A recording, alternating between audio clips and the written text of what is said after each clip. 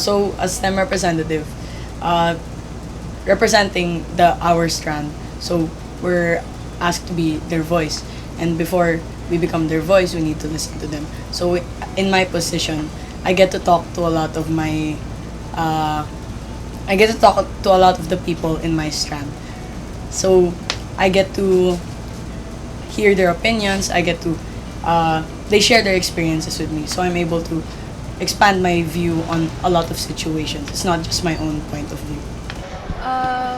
For me, actually, sobrang scary siya at the first part kasi imagine nag-handle ka ng different types of people na outspoken, tapos mapapaisip ka paano mo kaya i-handle yan since may different opinions, different beliefs bawat isa. But as time passed by, every time I meet with my presidents or even my class, nafe-feel ko na parang yung strip na name ko, actually it shows na yung feeling na I understand each of their thoughts and try to formulate it into like by being like a representative for them, yung kung ano man yung gusto nilang sabihin. Like even if it's hard, it's at one point it's fulfilling talaga eh. It feels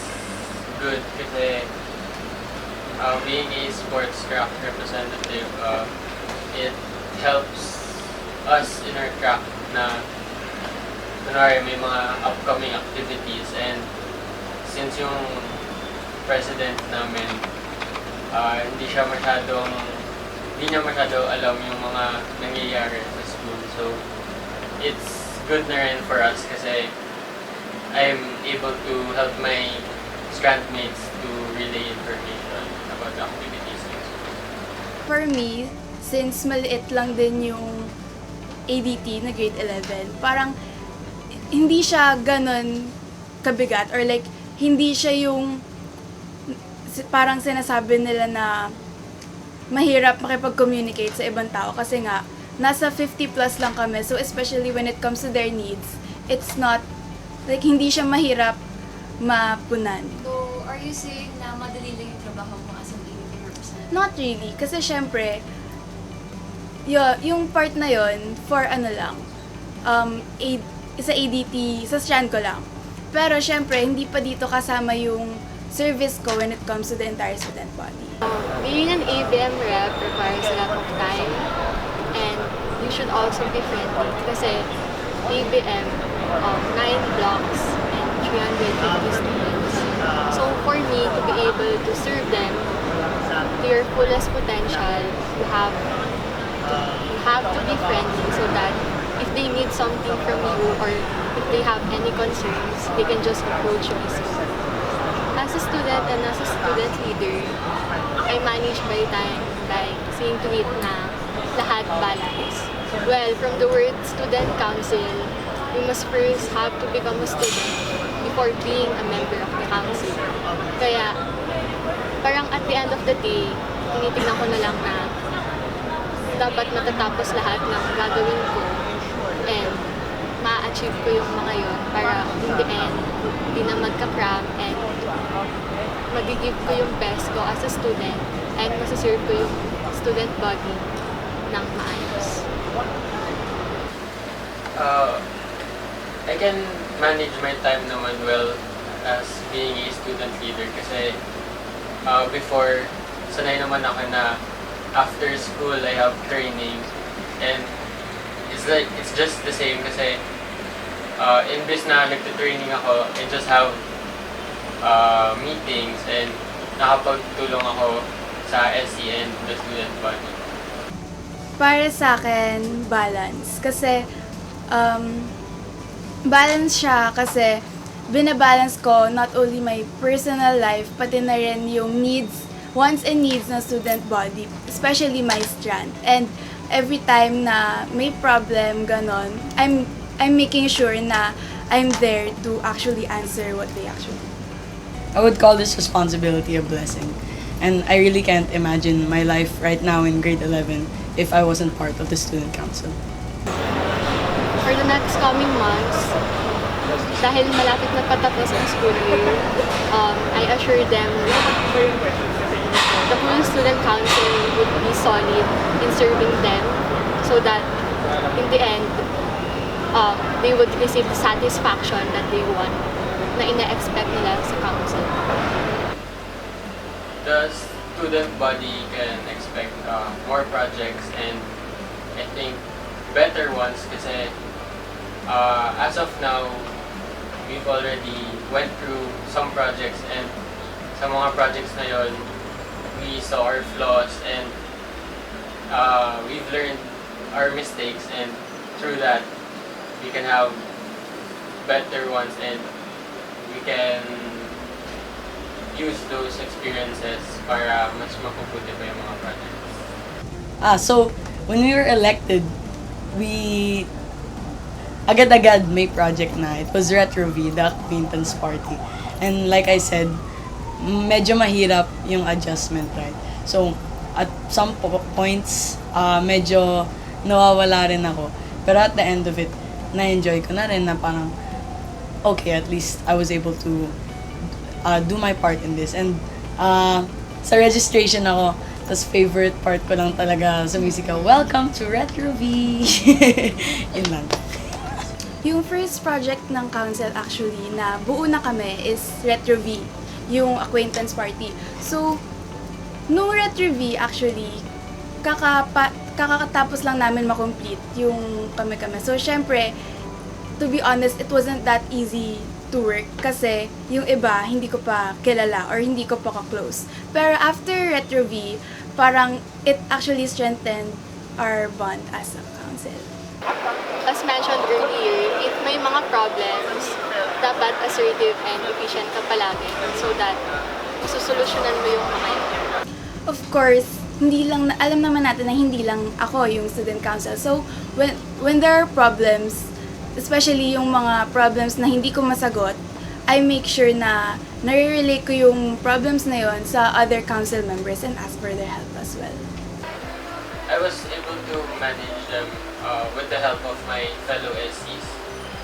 Since bago nga lang ito sa akin, I don't hesitate na magtanong kila Ate Tim, kila Ate Chloe ng tulong kapag nahihirapan ako.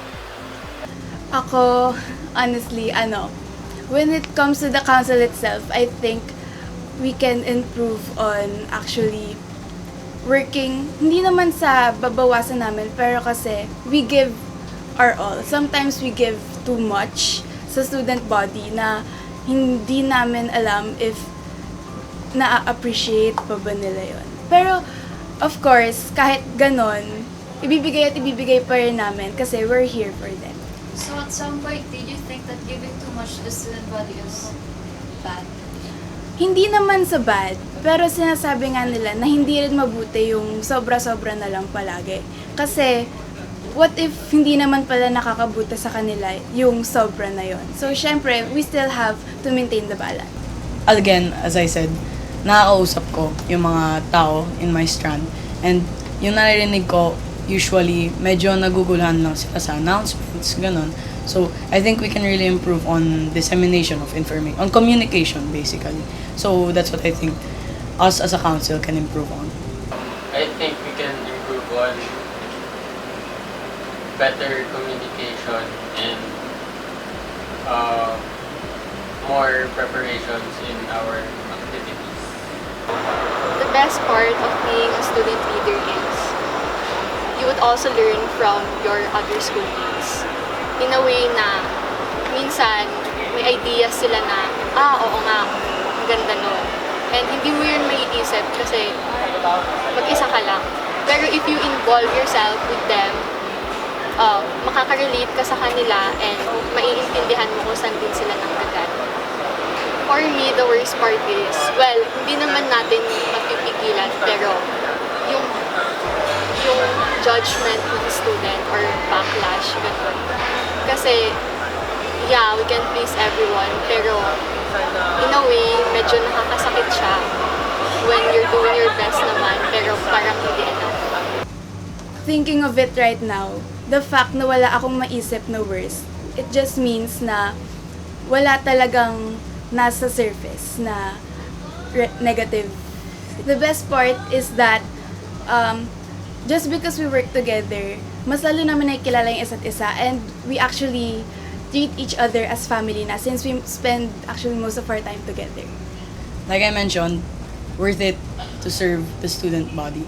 And not only that, mga fellow student council members ko, when they're giving their best, I really want to give my best too, di ba? Gusto ko na pag sila buong puso binibigay to, buong puso na ako magbibigay. So tulong-tulungan kami.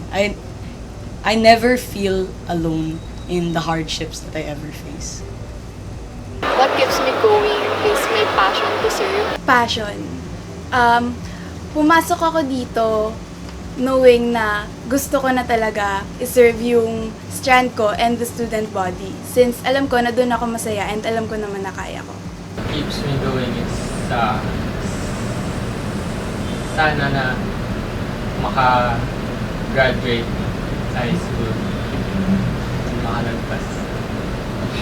Well, for me, ayoko naman yung tinitingnan ako mataas, right? Well, I mean, STEM representative. For me, it's a humble position. Ayoko naman na inisip sa akin na parang, ang council lagi. I don't wanna be thought of as a separate person. Like, gusto ko tropa lang. Gusto ko matatandaan ako as someone who's nakikisa sa mga tao ko. For me, I want the student body to remember me as the representative who's approachable. Because I think na medyo friendly naman ako, and I always want na makaka-relate ako sa gusto nila. I want us to be remembered as the people who made their school year fun and memorable. Since under sa amin yung student activities, gusto ko maalala nila yung school year na to na parang if it's not the best, then it's almost the best. Kasi they had fun and they met a lot of people through different activities, and they actually benefited from those activities. I want them to remember me as a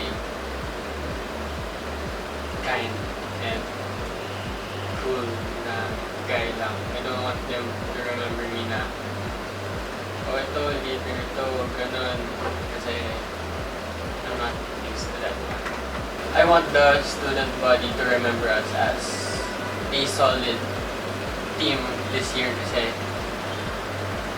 I think that we're pretty strong together and we know that we can improve more. We have different characters. Like, parang yung isa introvert, yung isa extrovert, like yung isa naman sobrang seryoso, yung isa hindi. Parang at the end of the day, kahit laging parang we know our flaws and we try to as much as possible to actually improve on it. But ayun nga, I want the student body to remember this batch of student council na as someone na trinay talagang pakinggan sila, trinay talagang i-cater kung ano yung gusto nila. And as someone na kahit ang daming parts na tinitibag na ng iba or like paiba-ibang criticisms na minsan hindi na constructive, I want them to remember us na iisa kami. At the end of the day, our differences makes us as one.